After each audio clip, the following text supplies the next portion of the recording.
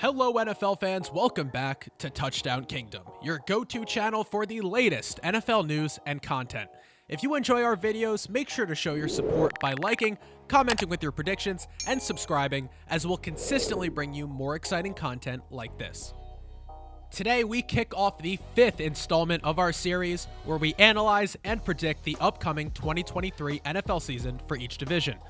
The NFC North takes the spotlight today, and each team in this division is expecting changes from previous seasons in a big way.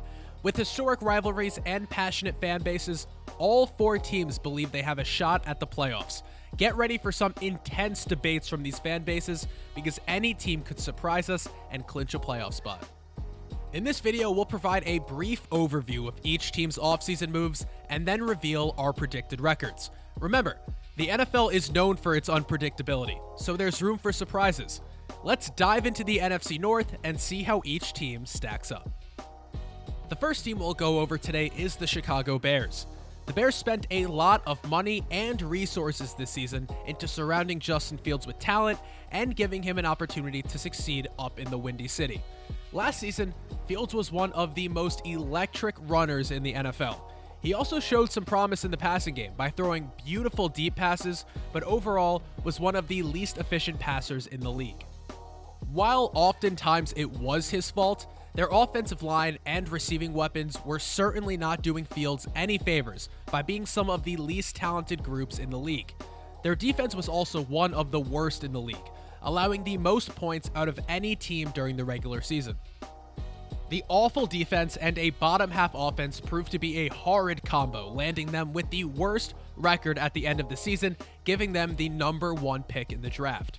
The Bears and their fans believe that by the moves they made this offseason, Fields will be put in a position to succeed and prove to the NFL that he is going to be a star for a long time.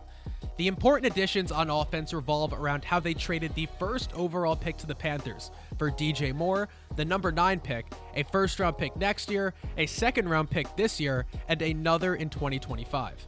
The Bears reportedly insisted for DJ Moore in order to make the trade happen, so they must believe the addition of Moore as a number 1 option will help Fields take the leap. In the draft, they traded back from the 9th overall pick to the 10th overall pick and selected right tackle Darnell Wright out of Tennessee. They spent 2 later round selections on Roschon Johnson, a change of pace power running back out of Texas, and a speedy slot receiver Tyler Scott out of Cincinnati. Johnson will be a great addition to their backfield as Khalil Herbert takes the majority of the touches. The rest of their draft picks were used to bolster their defense, including Tyreek Stevenson out of UMiami and D-lineman Gervon Dexter out of Florida in the 2nd round. The 2 biggest signings of free agency by the Bears were both to help their weak linebacking core by giving Tremaine Edmonds a huge contract of 4 years and $72 million, as well as signing TJ Edwards for 3 years, totaling around $20 million. With this influx of talent, the defense will certainly improve both in the running and passing game, and the offense has much more talent around Justin Fields. This is a year where Justin Fields must make the jump as a passer and prove to the NFL that he can be a great passer with the right support around him. In college, he spent much more time in the pocket and making downfield reads than he has in the NFL. So this season, we would like to see Fields play more from within the structure of the play, make the right reads, and use his incredible athleticism when needed. If these new pieces perform well and Fields makes his leap, this could be a dangerous team gunning for the division title. The second team we'll discuss is the Minnesota Vikings. We are not exactly sure the direction this team is going, because they're keeping Kirk Cousins, who is going to be 35 going into next season, while unloading all of their other talented players that were hitting the end of their prime. They released Eric Kendricks, Adam Thielen, and Dalvin Cook, who were all major contributors for them this past season. Last season, their defense was a bottom 5 unit in the entire league, and now they released 2 of their biggest contributors that helped them make sure it was not the worst unit in the league. They signed Marcus Davenport for $13 million, hoping he bounces back from injury. The best move they made this offseason was during the draft, when they used their first-round selection on USC wide receiver Jordan Addison. Addison is not an athletic freak, but he knows how to run routes incredibly well and gets open on a consistent basis. The hope for Addison is that he can mold into a player like Devontae Smith and be a great number 2 receiver behind Justin Jefferson and help take away some of the double teams from the Vikings superstar. The Vikings had the 7th highest total points scored during the regular season, and their numbers are likely going to be similar with a highly talented passing attack including Justin Jefferson, Jordan Addison, TJ Hawkinson, and KJ Osborne. However, their offense was not the reason they got eliminated in the wildcard round despite their 13-4 record.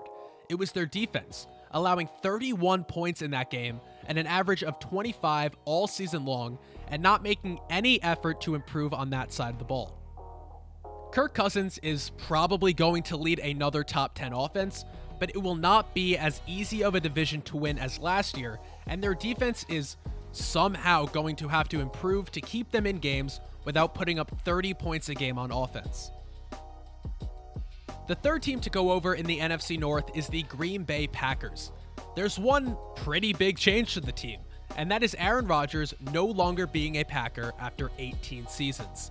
The Packers got a pretty big deal for Rodgers, acquiring a selection 2 spots higher in the first round this year, a second-round pick this year, and a conditional pick next year that is most likely going to be a first-rounder if A-Rod doesn't suffer any major injuries.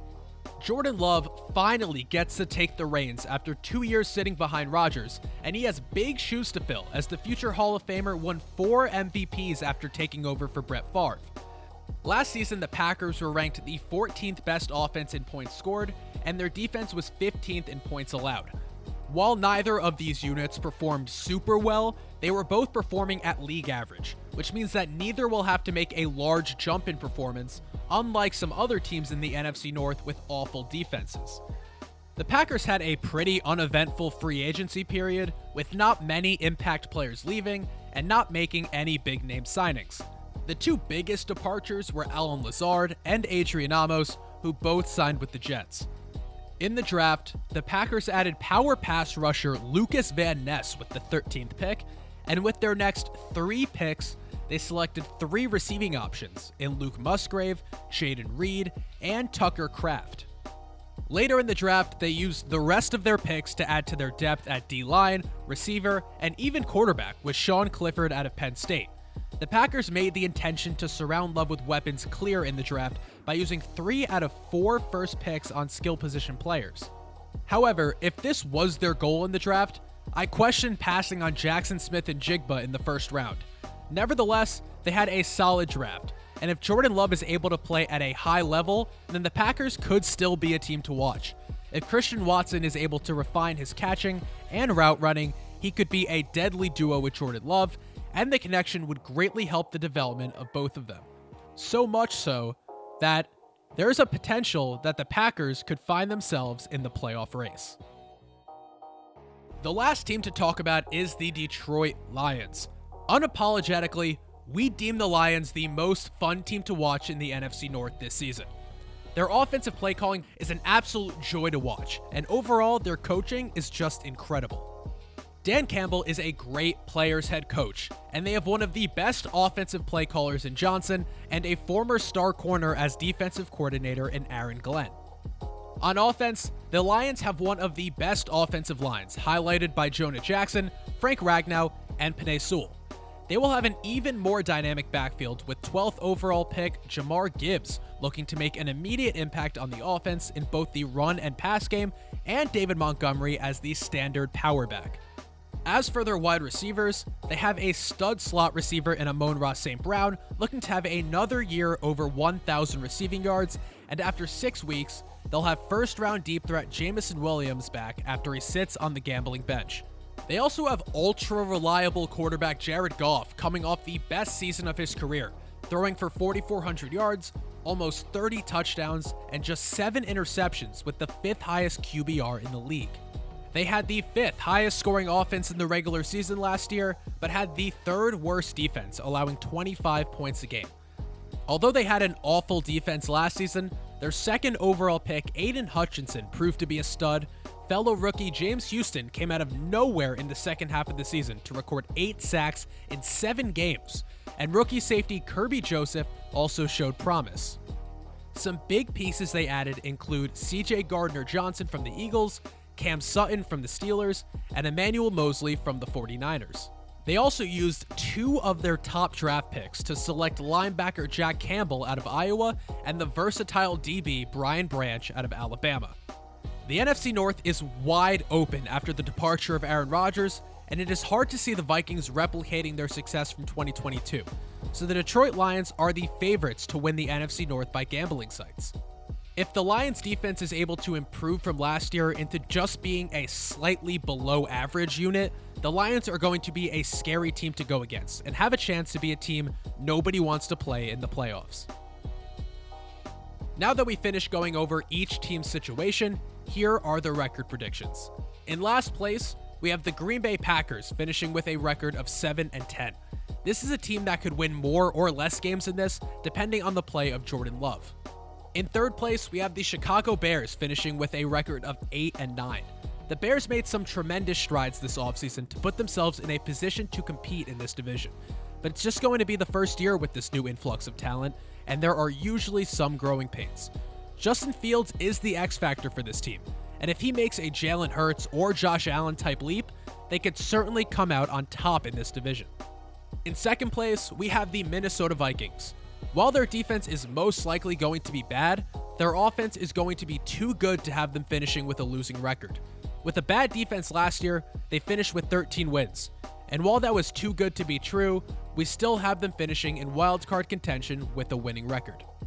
And in first place of the NFC North, we have the Detroit Lions with a record of 11-6. The Lions have great offensive talent and play calling and made huge strides to improve their defense, while the Vikings may have gotten worse on that side of the ball. If the Lions defense can become even an average unit, this team has a chance to hit 13 wins. Remember, these are just predicted based on what happened last season and this offseason, and with injuries and different levels of play, anything can happen.